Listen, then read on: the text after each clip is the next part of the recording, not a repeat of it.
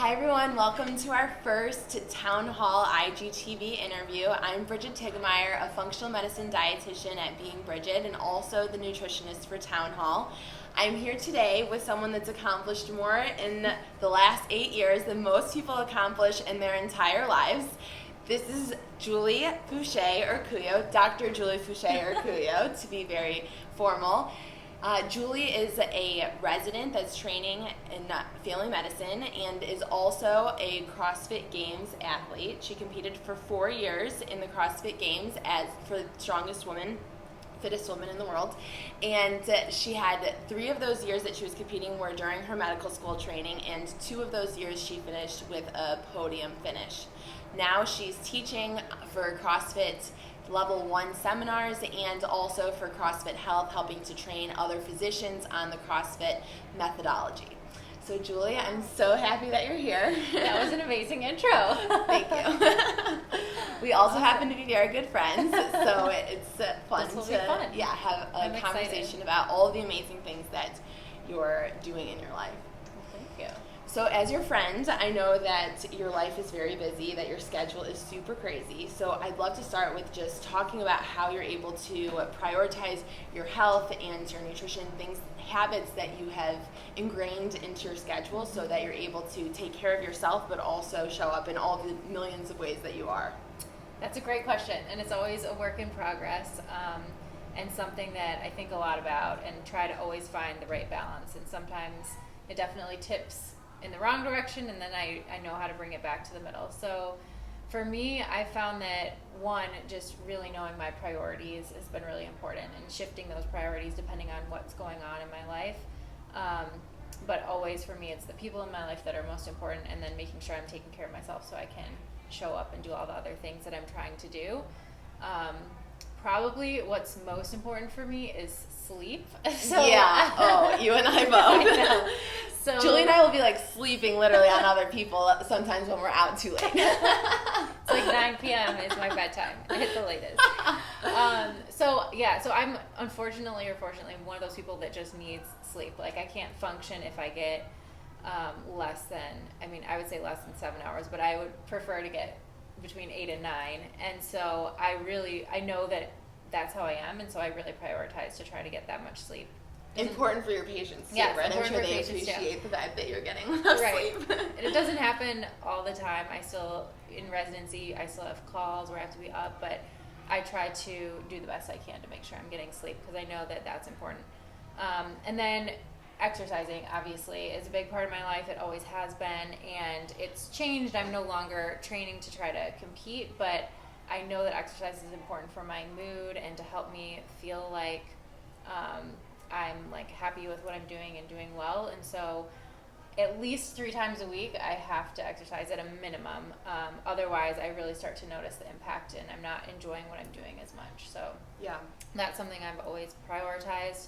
And then I would say in addition, it's just checking in with the people around me, because I think I try to keep people around me, my husband and friends like you, that can call me out if I'm not at my best. And like my husband will know, hey, you need to sleep, or you need to exercise, or you need to like chill for a little bit because you're getting too stressed out. So that helps too.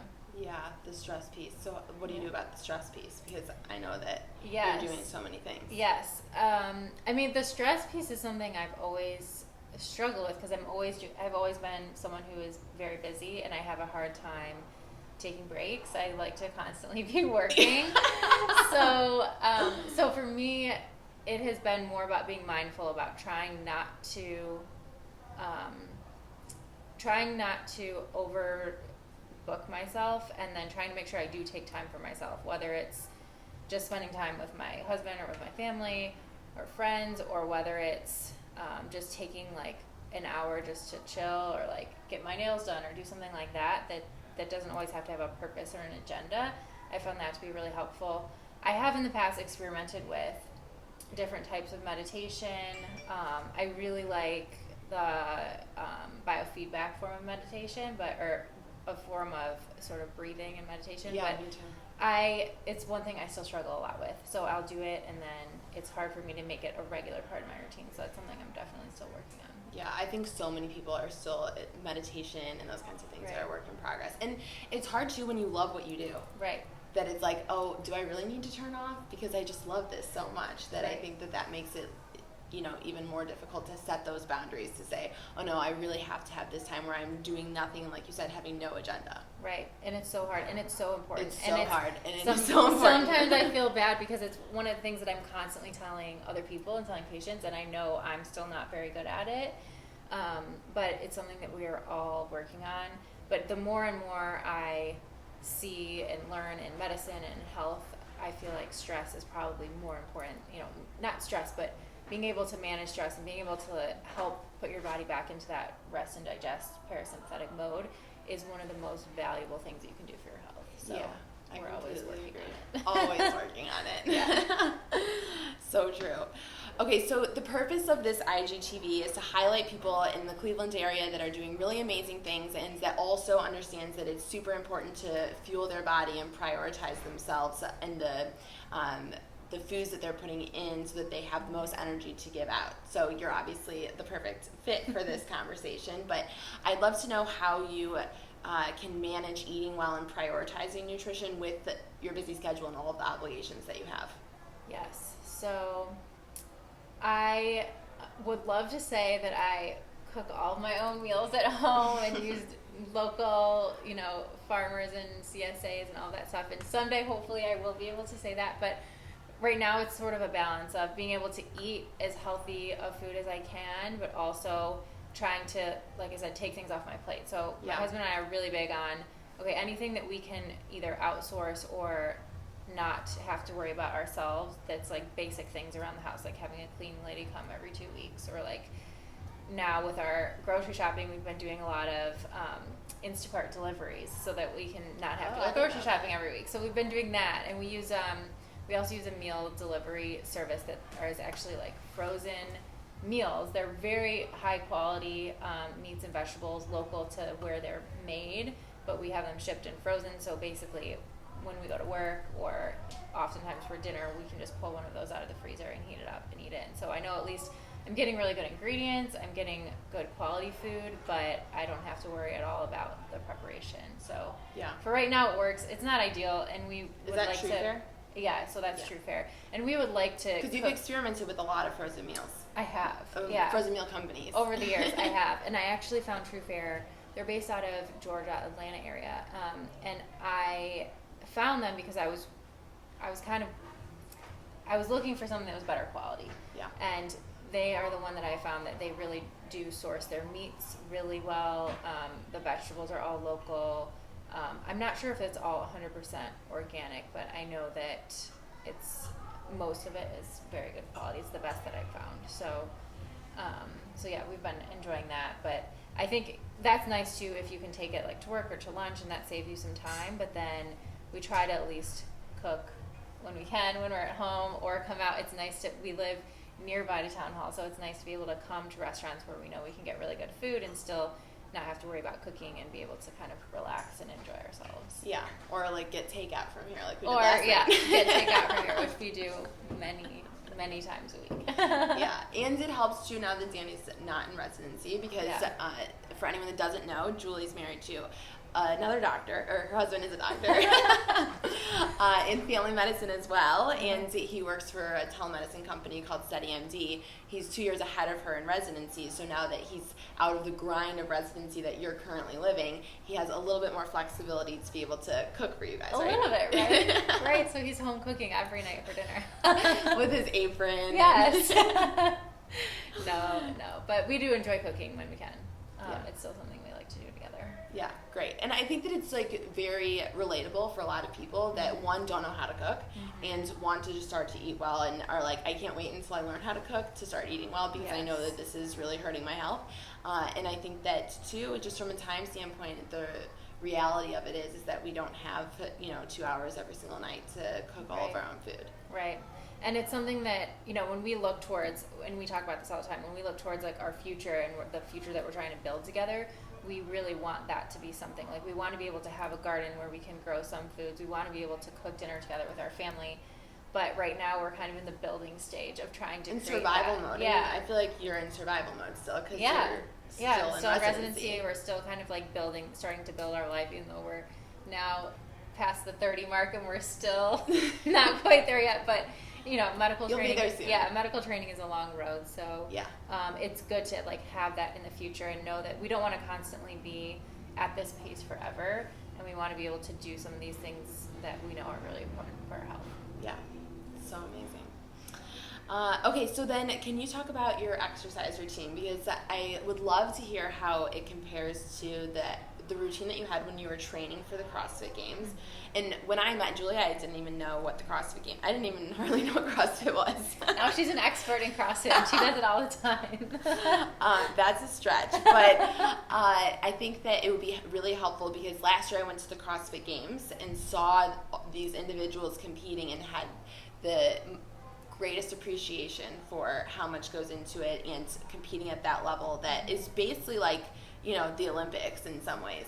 And so I'd love to hear what your exercise schedule looked like then and then how that's changed and what it looks like now.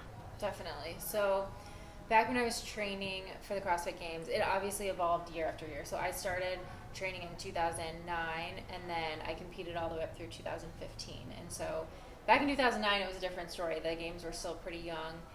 We weren't training as much, but every year the competition got better. We started training more and more. And so by the end in 2015, I was probably training anywhere from 3 to 5 hours a day. Wow. Multiple, CrossFit is a little bit of everything. So you kind of have to spend time on endurance stuff, on weightlifting, gymnastics. So it takes up a lot of time. Sometimes it would be more even like leading into the games, but... And this is when you were still in medical school? I was. So at that time I was doing research here. So I had a little bit more flexibility in terms of like when I could be at the gym. As long as I got my research and work done, I could be at the gym a little bit longer, like in the morning or in the evening. I usually tended to do it all in one session though, just because it was easier for me to not have to like go twice. Yeah.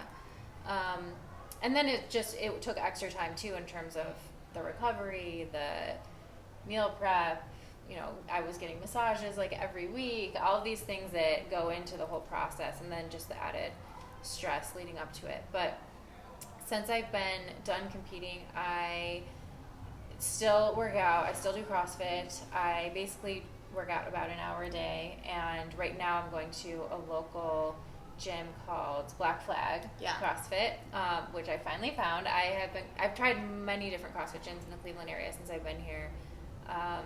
8 years ago is when I moved here, and I love Black Flag. It's in Avon. It has been amazing, and I love the classes, I love the programming, I love the community, and so it's really great for me now to be able to just go and just get myself to the gym, not worry about what I'm going to have to do, not stress out about what my performance is like or whether it's going to be enough for me to qualify to a competition. It's just about like enjoying that time, pushing myself, getting in a good workout, being around people who are like-minded, and then so now I think I look forward to going to the gym now way more than I did when I was competing, because now it's just fun, and before it was a lot more pressure. Yeah, I'm sure.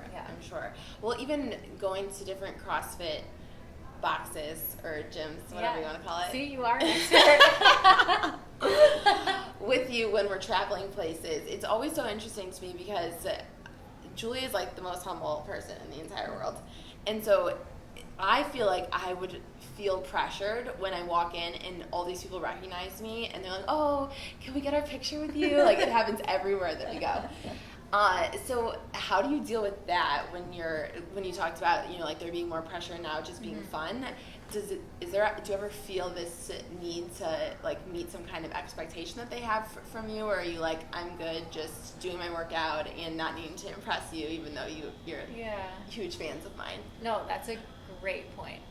I think I've been lucky in that people who have been fans and who have been supportive of me, I think they understand what I'm going through. So they get the fact that now I'm in medical, or I was in medical school, now I'm in residency, that training and competing is not my top priority anymore. And so they're always supportive. And I think it's just real, it is real life. It's like how their lives are too. We all have these ebbs and flows of when, we can train harder or be in better shape, and then maybe not so much. And so I've just embraced that. And I think, sure, there's always a part of me that's like, you always can compare back to where you were, but I know that my priorities are different now. I wouldn't want to give up anything that I'm doing now in order to be able to train that much at this point, because I'm like so happy with all the other things that I'm doing. And so it helps me to be really comfortable just knowing, yeah, I can't do as many or move as fast as I used to, but I'm still doing CrossFit with all these other people, and that's what it's all about, is just supporting each other in whatever goals that you're trying to reach. Yeah, well, and that you experienced when you competed in the Rogue International competition in Columbus just a few months ago, right? Because it was your first competition in a while. It was really cool. We did, so Rogue held an invitational in Columbus a month ago, and they had, or I guess 2 months ago, they had a Legends division where they invited all these competitors to come back who had sort of retired from CrossFit Games competition, but had kind of started earlier on in the sport. And so that was an amazing opportunity to compete with a lot of women and men who I hadn't seen in a long time or hadn't competed with in a long time, and to be able to just get out on the competition floor again. And it was there was definitely lots of emotions, like, you know, you're thinking about, wow, I don't really match up to where I used to be, or maybe I'm going to fall short. But at the end of the day, it's, again, all the fans were just so happy to see us out there and to hang out with us, and so it was a great experience. Yeah, it's so amazing. Yeah. I love that. I love watching you now on the opposite side and being able to be more of like a normal person. That it's true. When you're at that level and that's like your singular focus, you really can't, like, you don't have any energy or space to focus on anything else. So it even felt really selfish for me most of the time, because all of your decisions have to be based around your training. So I would, you know, I didn't really have much of a social life. I wouldn't stay out late. I wouldn't ever drink alcohol when I was out with my friends. You're kind of like, you're constantly just worrying about what's the next day's training, or what, you know, this or that. And so it felt really refreshing to me when I finally was done competing, to be able to like put other people first again, or just do little things that you don't have to be worrying about. Okay, if I don't get exactly 8 hours of sleep, you know, it's going to be the end of the world, because training's going to be the worst tomorrow. So yeah. Well, and you always see the glamorous side of it when you're on the outside, and you don't see all of those sacrifices that are made. Right.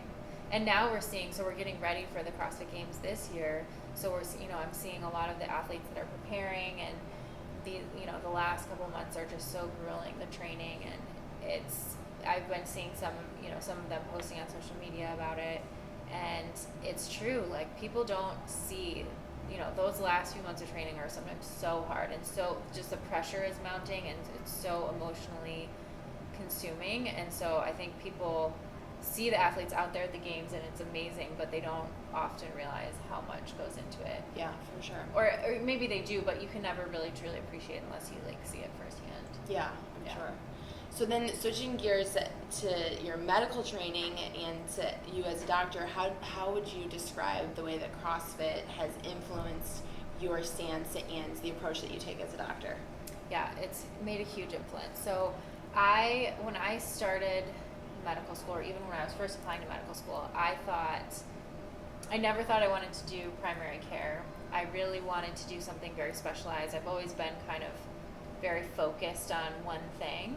Clearly. Yeah, I think that having to learn about, be a primary care doctor and know a little bit of everything, it was very overwhelming, and I didn't think it sounded that interesting. But I did my first CrossFit Level 1 seminar, which is basically where you learn the methodology behind CrossFit and really the purpose behind it. And in that seminar, they talk a lot about the definition of fitness and of health. And they talk specifically about this continuum, which it goes from sickness to wellness to fitness. Yeah. And when I heard about that, it really changed everything for me, because it made me think about health along this spectrum, and about how we could, all the things that we can do to maximize our fitness and give us this buffer against getting sick later on. And so that sat with me for a while. And then early in medical school, we had a lot of clinical experience early on, which was great, but I was seeing patients in the office, or experiencing patients' visits where they'd come every 3 months or 6 months for their blood pressure checks or their diabetes. And, there was always some discussion about, you should exercise more, you should eat better, but it never really made a big change. They would come back and they would be right in the same place, and they'd have to get another medicine or, you know, add things on. And so that to me was very frustrating when I was also at the same time going to the gym, and I was seeing a lot of people losing tons of weight and coming off their medicines and making progress and really seeing like behavior change happen. And so that is what motivated me to want to go into primary care, because I think that it's all about prevention, and it's all about how we can maximize our health and prevent all these chronic diseases from happening in the first place. Most of what is plaguing our health in our country is chronic disease, which is completely preventable and reversible with lifestyle. The challenge is helping to motivate people to do that, and helping to give people environments where it's easy to make those decisions that support our health. Well, and having insurance companies that will reimburse for those kinds of things. That's right. Because it's so hard from a prevention standpoint to get the funding. I mean, there's a lot of very well-known wellness institutes that have closed down over the years with the best of intentions when they started. But if you can't prove, you know, it's hard to. I always think about that. It's so hard to. It's hard to know what you've prevented if you prevent it.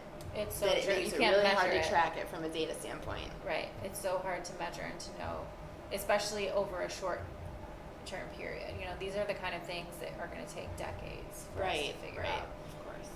But yeah, our system just isn't set up well for it, and so that's what for me was so apparent. Was I was seeing what was happening in the CrossFit affiliates, and then I was seeing what was happening in the medical system, and it just seemed like, you know, these changes have to happen in our communities. They're not going to happen in an office visit where your doctor tells you all these things. Like, they have to be changes that are going to happen where you're living, where you're working, the people you're surrounded with, and then that you have to want to make the changes. They have to come from, you know, be linked to why you're doing what you're doing, what's important to you. Yeah, I think that the person needs to want to, but that, like you said, having the community of people to support you is also so important, because it's like, at the end of the day, we're all humans, and we'll default if we're given the opportunity to just, like, you know, laziness and not motivating ourselves if we aren't around other people. Like, you have to very strategically position yourself in an environment like CrossFit that does that for you, that you're not going to find in a doctor's office. It's so true. And it's so, I mean, all of us do it. We're human. So even people with the very best of intentions and with the knowledge about what's healthiest for us, if you put me when I'm post-call and I'm sleep deprived and there is, like, I don't know, some example, someone brings in a box of donuts and they're like sitting there in an empty room and I'm staring at them, chances are I'm going to eat one because it's right there, and it's like, that's our natural instinct. It looks good. And I know better, right? But imagine someone who doesn't even have all that knowledge of exactly what impacts that donut is making on their health. Not to say that, like, eating a donut is bad. Eating one donut is not bad, but if you eat that stuff all the time, it's probably not good for your health. But if we put everyone in an environment where the only thing that was available was really healthy food, and there wasn't this, like, constant need to have to make a decision or to fight the addictions that sugar has, you know, I don't think people would miss it because they wouldn't have the choice. Right, Like, of course. I've noticed that in myself, even in when I've done certain nutrition interventions where I've done something like strictly for 30 days or for a longer period, and I just make those rules for myself and there's no exceptions, it actually becomes easy because you don't have to make a decision. But when we're constantly confronted with these decisions every day of, like, oh, there's some soda right there, here's a box of donuts that someone brought to work, you have to take a lot of energy in order to be able to, like, resist that or make a decision, or is this right? And then there's guilt around it if you feel like you eat something that you shouldn't, and so it just causes so much stress, and then obviously can have a negative impact on your nutrition and your health. Yeah, it's like inner turmoil that's going on, and it really is like swimming upstream in society. And if it weren't like that, I agree. I think that it would just be the default that everyone would be healthy. Right. If only the food industry and pharmaceutical industry weren't so powerful. Okay, so then let's talk about the medical system as a whole, actually, because we've talked about this many times, how the medical system that we have in place really operates off of this model that they create, that they treat sickness rather than creating health. And so I'd love to hear what you view as the underlying causes of that, just from your training and experience. Yeah. So yeah, obviously our medical system, I think everyone knows, it's really great for acute problems and for sick care.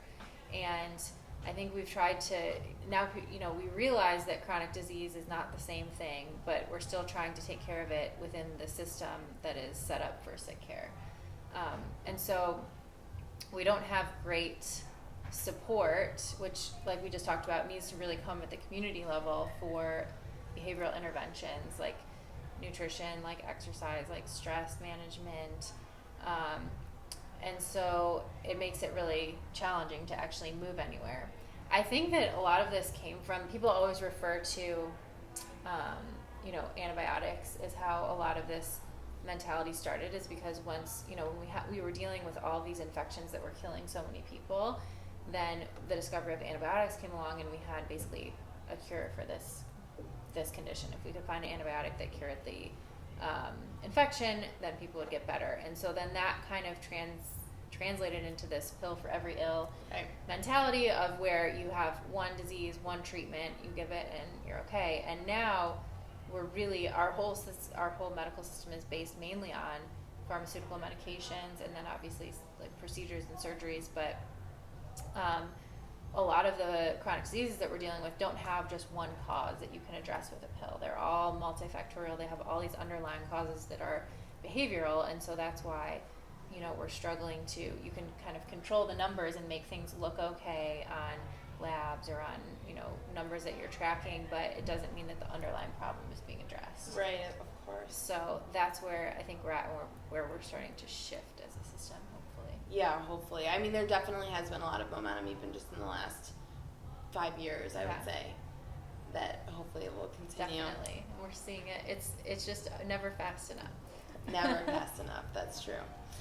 Okay, so then you and your husband, Danny, are working on a new website called Pursuing Health. Yes, it's no secret. It's the name of my podcast currently. So pursuinghealth.com, pursuing-health.com. Yes. And you have 3 pillars: eat, train, and heal, right? So you'll be incorporating articles and podcasts, blog workouts, posts, free workouts every day, right? Yeah. So we chose those 3 pillars because we think that's the foundation. It's about the lifestyle that you lead. So obviously nutrition is very important. Train, obviously, movement and exercise, and that doesn't just mean intense exercise. It means, or eat and move. It doesn't just mean training, like exercise. You have to go to the gym. Yeah. But it can be movement throughout the day, making sure that you're not too sedentary. If you just go to the gym for an hour and then you sit all day, it's still not addressing the movement issue. So we wanted to make it super easy for people to incorporate movement. So we will be having free workouts every day, which are just at-home workouts that include basic equipment like dumbbells that you can do at home. And then we also have what are called morning fives, which are my favorite things ever, that I actually started doing when I was in med school and residency, are just 5 minutes of movement that you can do first thing in the morning. In your pajamas. In your pajamas. Like, as soon as you get out of bed, it's the first thing you can do. And it's just great to get your heart rate up, get you awake. Like, as soon as you do that, you're awake. Blood flowing. Yeah, blood flowing, you feel better. And it doesn't always have to be intense, but you can, sometimes it's just stretching, sometimes it's something more relaxed. But I'm really excited about that because I hope that more people will start their day with movement instead of, looking at their phone or hitting the snooze button or whatever you may do. Yeah, it's so amazing. Yeah. It's awesome. And then heal kind of encompasses everything else. So heal is the sort of the medical part. It's the recovery part. It's stress management, sleep, kind of like giving your body all the things that it needs to. The other ingredients. Yeah, exactly. Amazing. Well, that will be out soon, so we'll watch for that, and then tell everyone where they can follow you if they aren't following you. Yes. My Instagram is at Julie Foucher. My Twitter, I think, is at Julie_Foucher. And my current website is juliefoucher.com. Which will be changing, right? Which will be changing, to Pursuing Health. Yes. Okay, amazing. Okay, so last question. Town Hall and Rebel is all about gratitude and expressing what you're grateful for. So I'd love to hear from you what you're most grateful for. Such a good question. I'm grateful for so many things. Above all, I'm grateful for the people in my life. I think for my family, for my friends, like Brigid, and then my health. And I think I'm also really, really grateful for, I've been so blessed with all the opportunities that I've had, and the fact that there's so many things that I'm passionate about, that I have a vision of what I want to do in the future, and I don't take that for granted. And so it's amazing to be able to work towards something that you really care about every day. Yeah, having purpose and meaning in your life. Yes. I also think that you attract amazing opportunities when you have great energy, which is something that you have. So it must definitely Thank be you. why you've Yeah. gotten Must so be. many incredible opportunities, because you really have. Thank you. You're welcome. Okay, great. So we're so happy that Julie came in, because she is, like I said, a very busy person, and was able to share with you some of the things that she's incorporated into her own routine and her own life.